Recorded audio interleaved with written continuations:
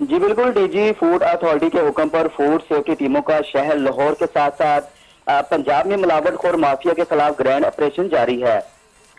तो दूसरी तरफ वज़ीर-ए-आला पंजाब मरियम नवाज शरीफ की खुसूसी हिदायत पर रमजानुल मुबारक के बारबरकत महीने में कार्रवाइयों में मजीद तेजी कर दी गई है, जबकि सहर हो या अफ्तार, दिन हो या रात, फूड सेफ्टी टीमें फील्ड में मसरूफ अमल हैं। जबकि कार्रवाइयां करते हुए अब तक जालसाज माफिया और मिलावट और माफिया के खिलाफ 3,330 फूड पॉइंट्स यूनिट्स की चेकिंग की गई है, जबकि 6 मुकदमा दर्ज हुए और एक मुलजिम को गिरफ्तार भी किया गया है। शहर 15 से अफ्तार पॉइंट्स बंद, 370 को 53,99,000 के जुर्माने भी आयद किए जा चुके हैं।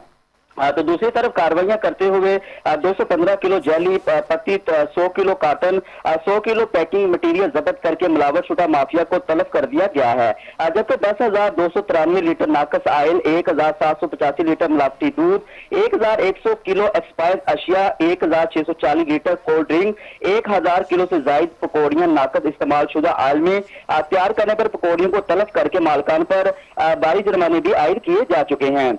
लाहौर के इलाका नश्तर में जैली पत्ती यूनिट से मुजरे से पत्ती बरामद करके मालिक को गिरफ्तार कर लिया गया है। यूनिट में इस्तेमाल शुदा पत्ती को मरूफ ब्रांड की जैली पैकिंग लगाई जा रही थी। मिलावटी अशिया की तैयारी में मुलव्वस यूनिट को भी बंद कर दिया गया है। लाहौर के मरूफ नाश्ता रेस्टोरेंट को सफाई की बहुत शुक्रिया नईम, आप हमें अपडेट कर रहे थे।